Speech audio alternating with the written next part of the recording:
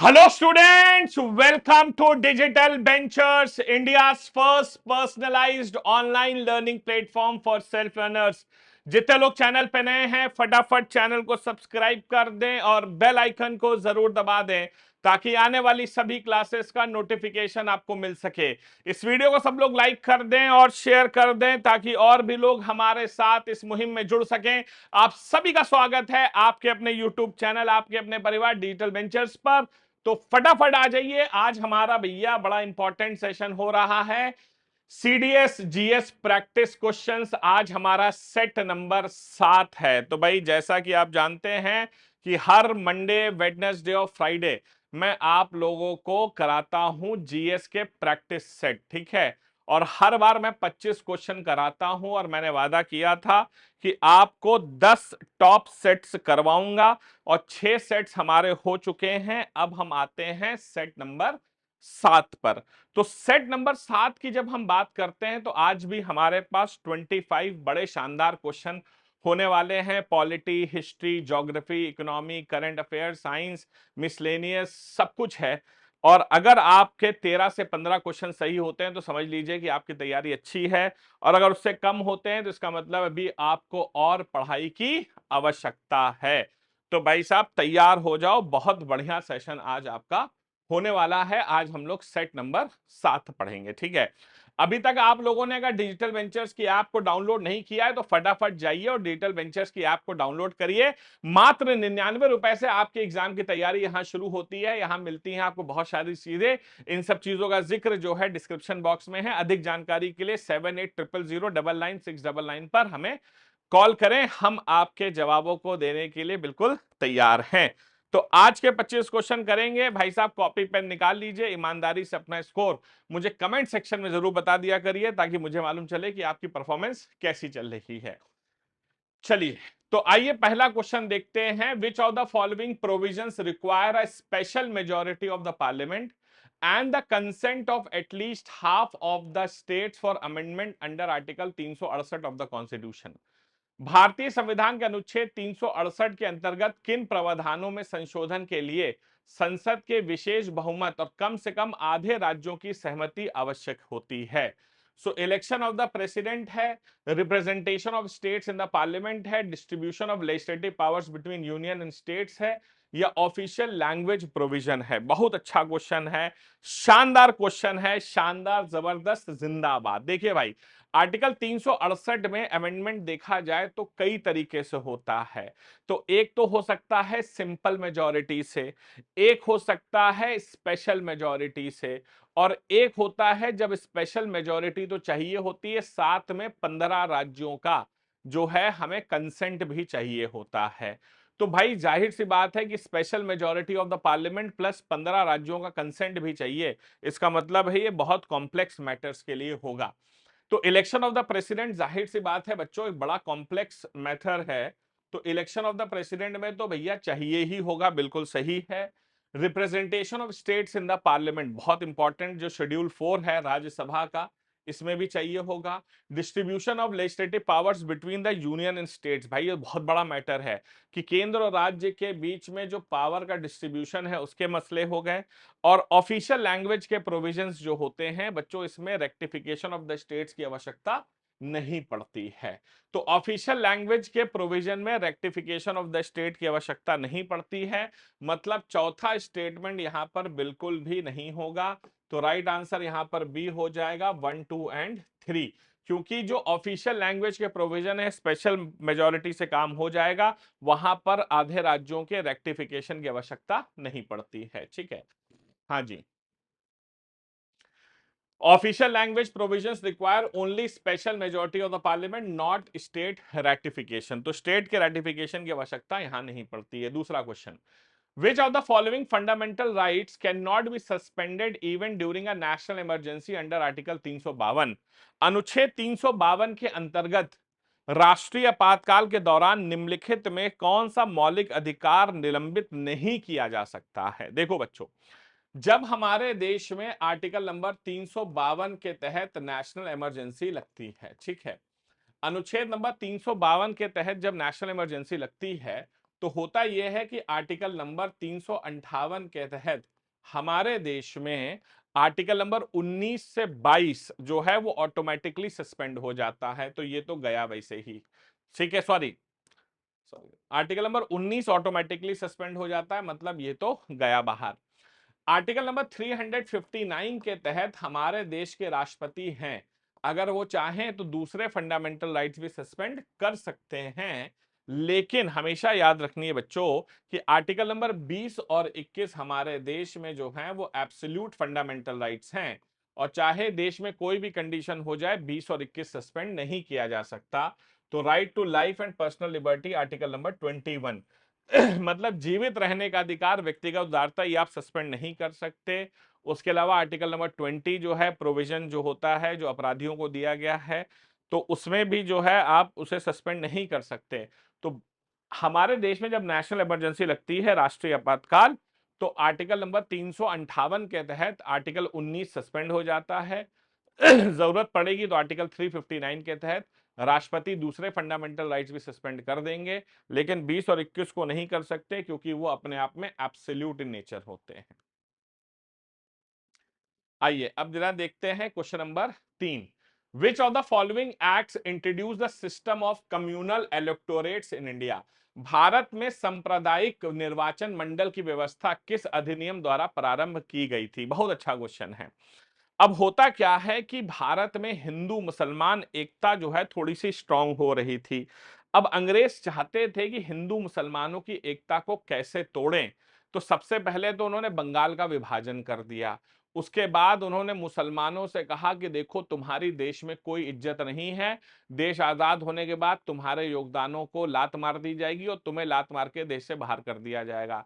इस इनसिक्योरिटी की वजह से अंग्रेजों ने मदद की मुसलमानों की ऑल इंडिया मुस्लिम लीग बनाने में। मुस्लिम लीग बनने से क्या होता है कि हिंदू मुसलमानों के बीच थोड़ी थोड़ी दरारें पड़ना शुरू हो गई थी।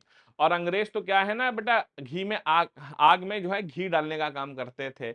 अब उसके बाद उन्होंने जानबूझ के कहा कि हम मुसलमानों को विशेष आरक्षण देंगे। कहते हैं ना बच्चों कि दो लोगों के बीच शासन करना हो तो शासन करने का सबसे अच्छा तरीका क्या है? एक को पुचकारो और एक को धुतकारो। तो जब दोनों में से दोनों के साथ अलग अलग ट्रीटमेंट करोगे तो उन दोनों में आपस में कभी नहीं बनेगी। और अंग्रेजों ने यही किया कि हिंदुओं को धुतकारा, मुसलमानों को पुचकारा। आजा बेटा आजा, ठीक है।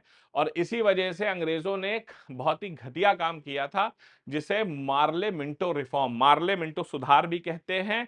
और 1909 में जिसे हम इंडियन काउंसिल एक्ट ऑफ 1909 कहते हैं, ठीक है, हाँ जी। सॉरी ये मैंने नाम गलत लिख दिया है यहां पर।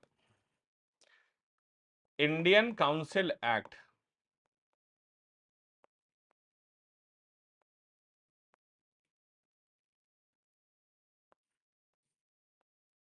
1909 जिसे मार्ले मिंटो रिफॉर्म भी कहा जाता है। तो मार्ले मिंटो रिफॉर्म कह लीजिए 1909 का, या इंडियन काउंसिल एक्ट कह लीजिए, ठीक है।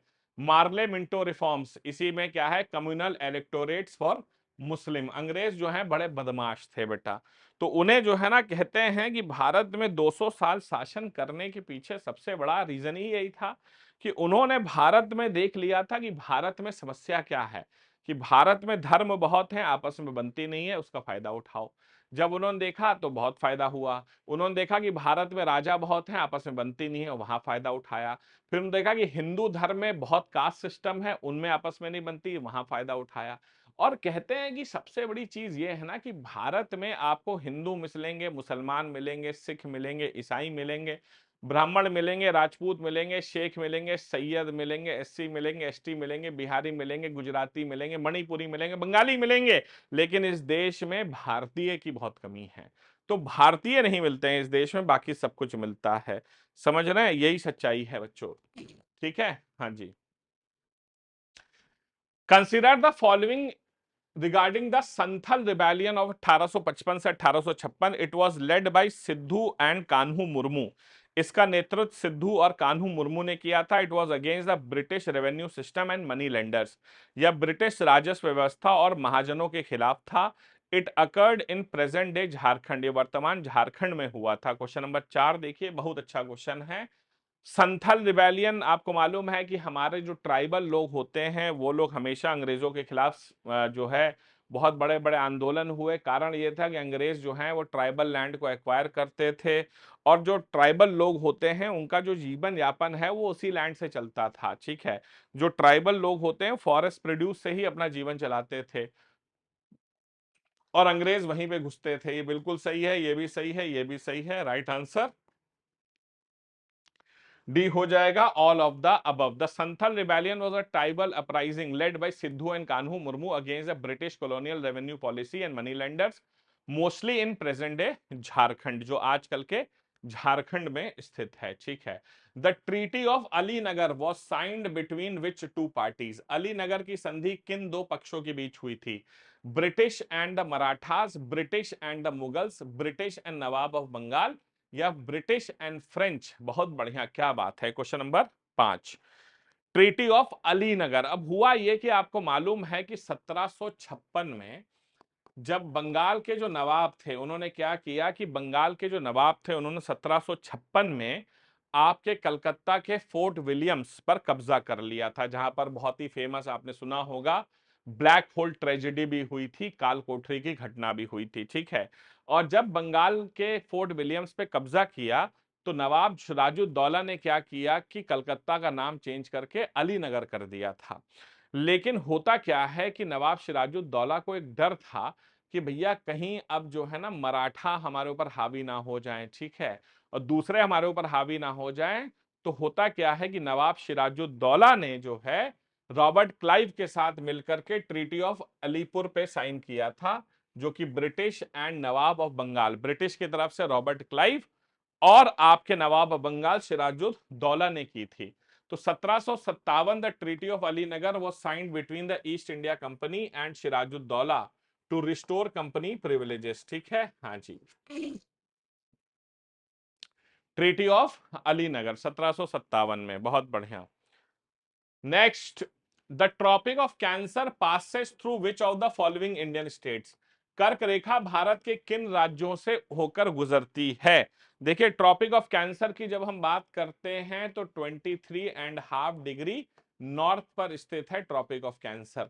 और ट्रॉपिक ऑफ कैंसर आप देखेंगे कि भारत को दो इक्वल भाग्स में बांटती है। ये वो लाइन है जो भारत से गुजर रही है। ट्रॉपिक ऑफ कैंसर भारत में सबसे पहले गुजरात में, फिर राजस्थान में, फिर जो है मध्य प्रदेश में, फिर छत्तीसगढ़ में, फिर झारखंड में, फिर वेस्ट बंगाल में, फिर त्रिपुरा में, और फिर मिजोरम में। तो गुजरात, राजस्थान, मध्य प्रदेश, छत्तीसगढ़, झारखंड, वेस्ट बंगाल, त्रिपुरा और मिजोरम। तो इसमें ये नहीं होगा, ये तीनों सही हैं, 1 2 का 3। ठीक है, हाँ जी। तो ये 8 राज्यों से गुजरती है। कई बार पूछा जाता है कि इन 8 राज्यों का नाम जो है वेस्ट टू ईस्ट बताओ, या पूछ लेते हैं कि इन 8 राज्यों का नाम ईस्ट टू वेस्ट बताओ। ठीक है भाई, तो ये आपको मालूम होना चाहिए। ट्रॉपिक ऑफ कैंसर, जिसे बच्चों हम कहते हैं कर्क रेखा, भारत में एक बड़ी फेमस नदी है जिसका नाम है माही रिवर। ठीक है, जो गुजरात में बहती है, वो ट्रॉपिक ऑफ कैंसर को 2 बार कट भी करती है। ये भी याद रखिएगा, ये भी इंपॉर्टेंट क्वेश्चन है। ठीक है, भूगोल का काफी अच्छा क्वेश्चन था ये। आगे बढ़ते हैं। Next, which of the following is a cold ocean current, निम्नलिखित में कौन सी एक ठंडी महासागरीय धारा है? कुरोशियो, गल्फ स्ट्रीम, ओयाशियो, या ब्राजील? बहुत अच्छा। आपको मालूम है कि करंट्स होते हैं, करंट्स दो तरह के होते हैं, एक होते हैं वार्म करंट और एक होते हैं कोल्ड करंट। वार्म करंट वो होते हैं जो आपके इक्वेटर से निकलते हैं और पोल्स की तरफ भागते हैं।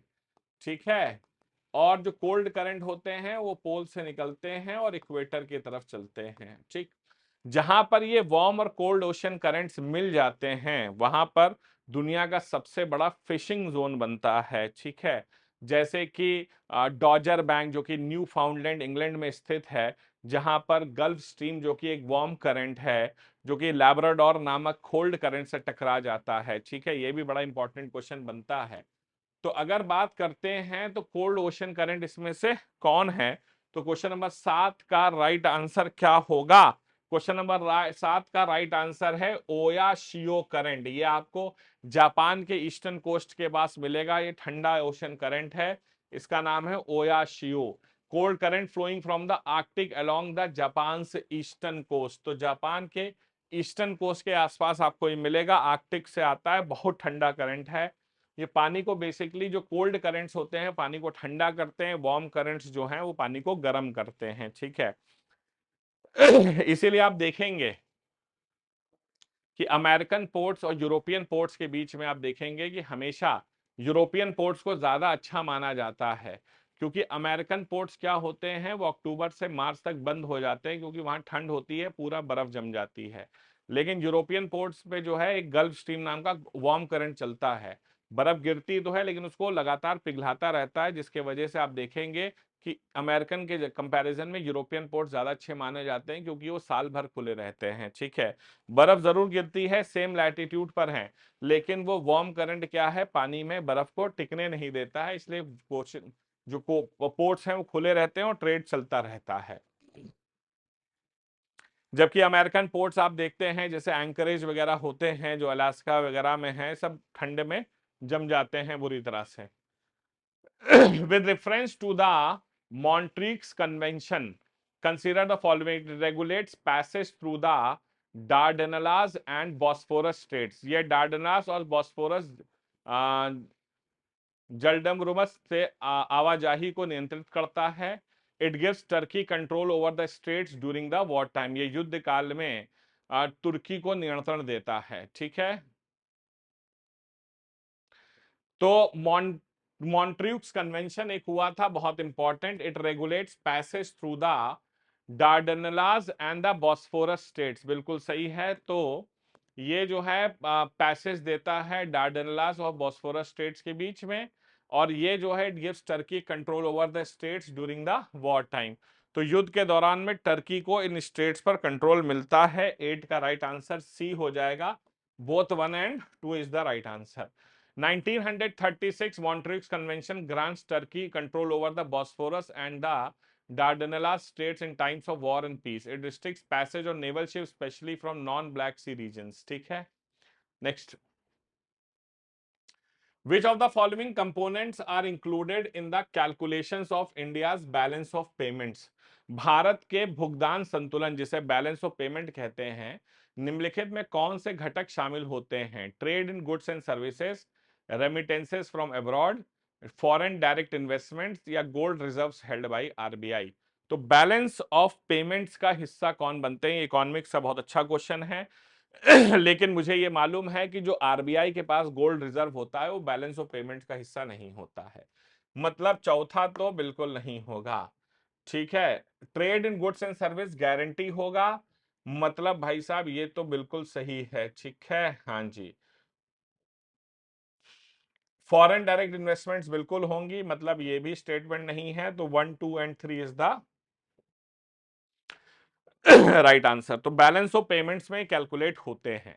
Balance of payment includes all economic transactions between residents of India and the rest of the world, ठीक है। Trade in goods and services current account में, रेमिटेंसेस करंट अकाउंट में, ट्रांसफर्स में आता है, एफडीआई कैपिटल अकाउंट में आता है, ठीक है। रेमिटेंसेस होते हैं ना कि भारत के बहुत सारे लोग विदेशों में रहते हैं, खासतौर से ब्लू कॉलर वर्कर्स वगैरह जो गल्फ कंट्रीज वगैरह में रहते हैं, आप देखते हैं बहुत हैवी मात्रा में पैसा भारत में भेजते हैं, वहां कमाते हैं और घर में पैसा भेजते हैं, ठीक है। 1 2 and 3 is the right answer. Which part of the brain controls voluntarily muscular activities? मस्तिष्क का कौन सा भाग ऐच्छिक मांसपेशीय गतिविधियों को नियंत्रित करता है? तो कौन सा मस्तिष्क का हिस्सा है जो मांसपेशीय गतिविधियों को नियंत्रित करता है? देखिए, मस्तिष्क की बात हम करते हैं तो मस्तिष्क में हमारे 3 भाग होते हैं, सेरिब्रम होता है, सेरिबेलम होता है और मेड्यूला होता है। सेरिबलम जो है वो सबसे इंपॉर्टेंट होता है, left side brain, right side brain जो है हमारा सेरिबेलम होता है, और ये हमारा मेड्यूला होता है। कहते हैं ना, यहाँ मत मारा छोटा दिमाग होता है, छोटा दिमाग, वो कहता है नाना पाटेकर एक पिक्चर में, ठीक है, यहाँ मत मारा छोटा दिमाग होता है, ठीक, इंसान मर जाता है, बहुत बढ़िया। तो ये बेटा हमारा जो है मस्कुलर एक्टिविटीज के लिए आपका सेरिब्रम जो है जिम्मेदार होता है। बायो क्वेश्चन है, बहुत बढ़िया। Activities thinking, learning and intelligence, तो ये काफी इंपॉर्टेंट, क्योंकि लेफ्ट साइड ऑफ ब्रेन होता है, तो काफी इंपॉर्टेंट एक्टिविटीज को ये रेगुलेट करता है। बहुत बढ़िया। तो अगर आप लोग भाई साहब सीडीएस की तैयारी कर रहे हैं, आईबीएसईआईओ की तैयारी कर रहे हैं, तो इंडियन पॉलिटी का मेरा कोर्स आप लोगों के लिए तैयार है। आप जो हैं digitalventures.com या डिजिटल वेंचर्स की ऐप पर जा करके कैप्सूल कोर्स के अंतर्गत मेरा इंडियन पॉलिटी का कोर्स मात्र 299 रुपए में खरीद सकते हैं। इसके साथ साथ जो है आप जो है मेरा हिस्ट्री और आर्ट एंड कल्चर का कोर्स भी खरीद सकते हैं, ये भी मात्र 299 रुपए में है। अगर आप CDS, NDA, CAPF, EPFO, IB, ACIO, state services, SSC की तैयारी कर रहे हैं, तो कोर्स आपके लिए बहुत शानदार है। मात्र 299 रुपए में ये कोर्स अवेलेबल है, ठीक है। इसके अलावा आप अंग्रेजी के भी कैप्सूल कोर्स खरीद सकते हैं, मैथ्स का खरीद सकते हैं, ज्योग्राफी खरीद सकते हैं, बहुत ही इंपॉर्टेंट। अधिक जानकारी के लिए 78000999। विच vitamin essential for the blood clotting, ये तो भैया ऐसा क्वेश्चन है जो कि लल्लू छाप क्वेश्चन, एक आध क्वेश्चन तो लल्लू छाप होते ही हैं। ए सी के डी, कौन सा विटामिन जो है वो ब्लड क्लॉटिंग के लिए जरूरी होता है? भाई चोट लग जाए खून निकलता है, लेकिन अगर ये विटामिन आपके शरीर में नहीं है तो खून रुकेगा ही नहीं, बहता चला जाएगा, बहता चला जाएगा, बहता चला जाएगा, और आपकी मौत भी हो सकती है। ये बेसिकली विटामिन के जिम्मेदार होता है, ठीक है। और जिन लोगों को विटामिन के की कमी होती है उनका ब्लड नहीं रुकता है, और ऐसी बीमारी को हम हीमोफीलिया कहते हैं, जिसे रॉयल डिजीज ऑफ इंग्लैंड भी कहा जाता है। इंग्लैंड का जो शाही परिवार है उन सबको हीमोफीलिया है। अगर चोट लग जाए, कट लग जाए तो खून रुकता नहीं है, ठीक है। हीमोफीलिया कहा जाता है उसे, royal disease of. Which of the following disease is caused by virus? Tuberculosis, typhoid, dengue, cholera. कौन सी बीमारी ऐसी है भैया जो कि वायरस से होती है? आपकी जानते हैं ना बहुत सारी डिजीजेस होती हैं, जैसे कि आपकी बैक्टीरियल डिजीजेस हैं, फंगल डिजीजेस हैं, आपकी वायरल डिजीजेस हैं। जब आपको बैक्टीरियल डिजीज होती है तो आपको एंटीबायोटिक्स दी जाती हैं, जब वायरल डिजीज होती है तो आपको एंटीवायरल दी जाती है। जैसे आपका ट्यूबरकुलोसिस हो गया, ट्यूबरकुलोसिस सब लोग जानते हैं भैया, ये एक बैक्टीरियल डिजीज होती है। टाइफॉइड भी बैक्टीरियल डिजीज है। डेंगू जो होता है ना, हाँ जी, मच्छर से काटने से होता है, वायरल डिजीज है। बहुत ही बढ़िया, ठीक है, बहुत ही बढ़िया। Dengue is a viral infection transmitted by Aedes mosquitoes. ये भैया डेंगू वाले तो बहुत ही पीड़ित कर रखा है इन्होंने, ठीक है, हाँ जी।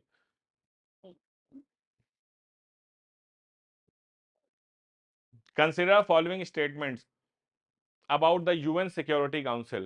It has 15 members, 5 out of which are permanent. India has never been a permanent member. The presidency of council rotates monthly. बहुत अच्छा क्वेश्चन है। यूनाइटेड नेशन सिक्योरिटी काउंसिल भैया सबसे इंपॉर्टेंट चीज है। यूनाइटेड नेशंस की सिक्योरिटी काउंसिल, इसके अंदर टोटल 15 सदस्य होते हैं। 5 परमानेंट मेंबर्स हैं, USA, UK, Russia, Germany, China. USA, UK, Russia, China and Germany, हाँ शायद, हाँ 5, सॉरी जर्मनी नहीं, फ्रांस। ये 5 परमानेंट मेंबर्स हैं। इसके अलावा 10 नॉन परमानेंट मेंबर्स होते हैं जो हर 2 साल में रोटेट होते हैं। बिल्कुल सही है। भारत कभी भी परमानेंट मेंबर नहीं रहा है, हालांकि हम कोशिश कर रहे हैं कि हमें परमानेंट मेंबरशिप मिले। दरअसल प्रॉब्लम यह है कि परमानेंट मेंबर्स जो होते हैं उनके पास वीटो का अधिकार होता है। रशिया तो हमें सपोर्ट करता है, लेकिन चाइना से हमें सपोर्ट नहीं मिलता है। और जो प्रेसिडेंसी होती है काउंसिल की, वो रोटेट होती है हर महीने। बिल्कुल सही है, राइट आंसर डी हो जाएगा। All of the above is the right answer. ठीक है, हाँ जी। What is the significance of the Gandak river agreement signed in 2025? 2025 में हस्ताक्षरित गंडक नदी समझौते का क्या महत्व है? Trade route development, flood control and irrigation cooperation with Nepal, water sharing with Bangladesh, या hydro power collaboration with Bhutan. Gandak river agreement अभी भारत ने साइन किया है नेपाल के साथ, ठीक है, हाँ जी।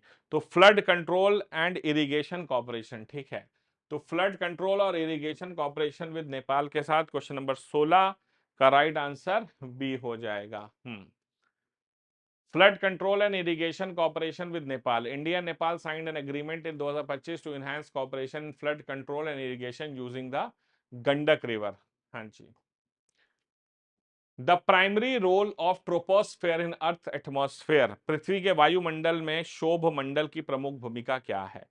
Absorbing UV radiation, containing the ozone layer, weather phenomena and cloud formation, filtering cosmic rays. ठीक है, बहुत बढ़िया. देखिए, ये वो लेयर है जिस पर हम रहते हैं, जिसे हम लिथोस्फेयर कहते हैं. ये आया आपका ट्रोपोस्फेयर, ये आया स्ट्रेटोस्फेयर, ये आया मीजोस्फेयर, ये आया आयनोस्फेयर, और ये आया हमारा एग्जॉस्फेयर. ठीक है, हाँ जी. Troposphere, stratosphere. तो ये है हमारा ट्रोपोस्फेयर, स्ट्रेटोस्फेयर, मीजोस्फेयर, आयनोस्फेयर और एग्जॉस्फेयर. तो 5 लेयर्स हैं. देखिए, जितने भी हमारे, आपका सबसे पहला स्टेटमेंट क्या है? UV radiation. तो यूवी रेडिएशन को स्ट्रेटोस्फेयर में जो ओजोन है वो रोकती है, ये नहीं होगा. ओजोन लेयर स्ट्रेटोस्फेयर में है. कॉस्मिक रेज भी आइनोस्फेयर में यहां पर रुकती हैं आके. ठीक है, हाँ जी. और आपका वेदर फिनोमेना एंड क्लाउड का फॉर्मेशन. हाँ जी, जितने भी वेदर में चेंजेस हैं और क्लाउड के फॉर्मेशंस वगैरह हैं, वो सब हमारे ट्रोपोस्फेयर में होते हैं. तो primary role of troposphere in earth atmosphere is weather phenomena and the cloud formation. तो वेदर का फिनोमेना और क्लाउड फॉर्मेशन जो है ना, ये ट्रोपोस्फेयर का हिस्सा होता है. क्वेश्चन नंबर 17 का राइट आंसर सी है. बहुत बढ़िया. Next. India's one vehicle one FASTag rule implemented 2025 aims to. भारत में 2025 में लागू हुआ एक वाहन एक फास्टैग नियम का उद्देश्य है reduce toll charges, prevent multiple FASTags for one vehicle, promote EV usage या enable GPS tracking for vehicles. तो वन व्हीकल वन फास्टैग बहुत अच्छी चीज है. आजकल हर जगह आप देख सकते हैं one nation one tax, one nation one vote, one nation one theory, है ना, वन नेशन वन फास्टैग. ताकि भैया एक व्हीकल पर एक ही फास्टैग हो सकता है, ताकि मिसयूज ना हो. Multiple FASTags for one vehicle. ठीक है, तो मल्टीपल फास्टैग्स एक व्हीकल्स पर नहीं हो सकते हैं. बिल्कुल सही है. ठीक है, next. Which ancient text is known for detailed rules of grammars in Sanskrit? Sanskrit व्याकरण के विस्तृत नियमों के लिए कौन सा प्राचीन ग्रंथ प्रसिद्ध है? जल्दी बताइएगा. ग्रामर्स के रूल के लिए संस्कृत में कौन सा जो है प्राचीन ग्रंथ प्रसिद्ध है? अर्थशास्त्र, अष्टदाई, ऋग्वेद. जल्दी बताइएगा. Abhijnanam, Shakuntalam. Detailed rules of grammar, grammar के डिटेल्ड रूल्स इन संस्कृत में. बहुत ही बढ़िया. राइट आंसर क्या है? राइट आंसर है अष्टध्यायी. ठीक है, बहुत बढ़िया. राइट आंसर बी हो जाएगा. Very good. Panini's Ashtadhyayi is a foundational Sanskrit grammar text compose around 5th century BC. Panini. ठीक है, ये है डॉक्टर अमित सिसोदिया का हमारा बहुत ही शानदार. अगर आप अंग्रेजी की तैयारी कर रहे हैं तो डॉक्टर अमित सिसोदिया का ये कैप्सूल कोर्स आप खरीद सकते हैं मात्र 999 रुपए में, जिसमें आपको 117 घंटों से ज्यादा का लर्निंग कंटेंट मिलेगा, वीडियोस मिलेंगी, हैंड रिटन नोट्स मिलेंगे, प्रैक्टिस क्वेश्चन, प्रीवियस ईयर्स के सब कुछ चीजें मिलेंगी. और अगर CDS, CAPF, NDA, IB, ACIO, security assistant, SSC, banking exams की तैयारी कर रहे हैं तो ये कोर्स आपके लिए बहुत ही यूजफुल रहेगा. ठीक है.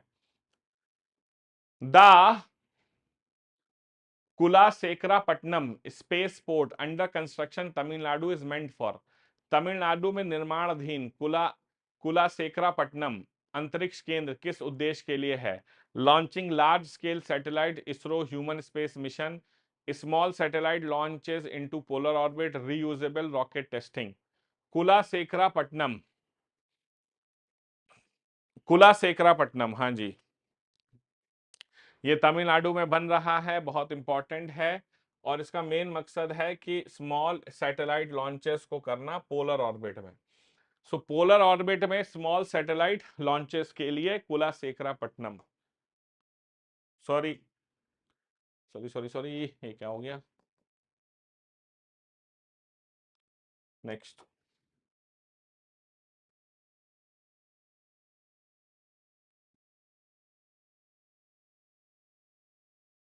हाँ जी।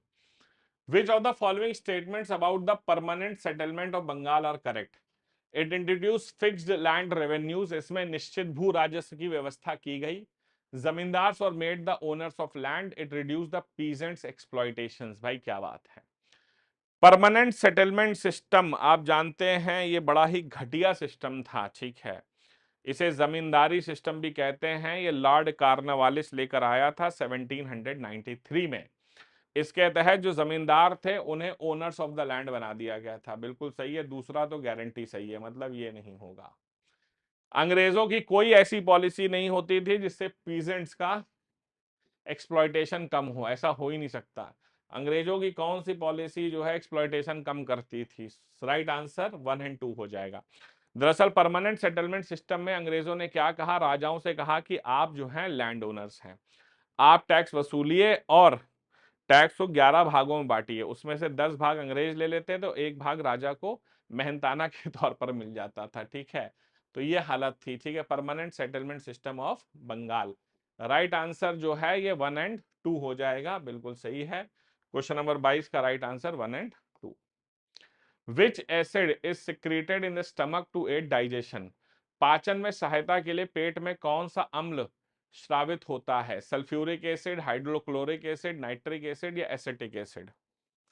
तो हम सबको मालूम है भाई साहब, स्टमक में डाइजेशन के लिए हमारा HCl हाइड्रोक्लोरिक एसिड, हाँ जी, सब कुछ गला देता है भाई साहब, कुछ नहीं छोड़ता है ये। The Artemis Accord signed by India in 2025 pertain to, भारत द्वारा 2025 में हस्ताक्षरित आर्टेमिस समझौता से इससे संबंधित है। International trade, climate change, space exploration and cooperation, cyber security. Artemis accord Bharat ने साइन किया है नासा के साथ, हाँ जी, national aeronautics and space administration, NASA के साथ ये साइन किया गया है। और यूएस के साथ एक्चुअली आप कह सकते हैं भारत और यूएस के बीच हुआ है, ताकि स्पेस एक्सप्लोरेशन और कॉपरेशन में एक साथ काम किया जा सके, ठीक है। राइट आंसर सी होगा, Artemis accord. Thank you so much. ये हमारी भाई साहब टेस्ट सीरीज है। अब सीडीएस का एग्जाम सामने है और अगर प्रैक्टिस करना चाहते हो तो हमारी टेस्ट सीरीज खरीद सकते हो, ठीक है। सीडीएस की मॉक टेस्ट सीरीज आपको 599 में, जिसमें आप पूरे 10 टेस्ट ले सकते हैं। ओटीए की सीरीज 499 में। अगर आपको सिर्फ जीएस खरीदना है तो 299 में, सिर्फ अंग्रेजी खरीदनी है 299, सिर्फ मैथ्स खरीदनी है तो 299 में, ठीक है। हाँ जी, ये हमारी टेस्ट सीरीज है और हमारी टेस्ट सीरीज जो है लेटेस्ट एग्जाम पैटर्न पर है। फुल लेंथ मॉक टेस्ट है, स्टेप बाय स्टेप सोल्यूशन है, कंप्लीट एनालिसिस है, बहुत ही शानदार। इसके साथ साथ अगर आपको टॉपर्स द्वारा हैंड रिटन नोट्स चाहिए तो भी आप खरीद सकते हैं। अगर आप पूरे डिफेंस का हैंड रिटन नोट्स खरीदना चाहते हैं 1299 में है। ओटी का चाहते हैं तो 1099 में है। इंग्लिश का 599 में, मैथ्स का 599 और जीएस का 599 में, ठीक है। अधिक जानकारी के लिए 7800099699 पर कॉल करें या आप www.digitalventures.com या डिजिटल वेंचर्स की ऐप को डाउनलोड करके भी इन्हें परचेस कर सकते हैं, ठीक है। ये हमारा इंस्टाग्राम आईडी है, यूट्यूब, टेलीग्राम, फेसबुक और ये हमारा हेल्पलाइन नंबर है। अभी जाइए और डिजिटल वेंचर्स की ऐप को डाउनलोड करिए। मिलते हैं भाई साहब अगली क्लास में सेट नंबर 8 पे। Till then do take care of yourself. जय हिंद, जय भारत, वंदे मातरम, थैंक यू।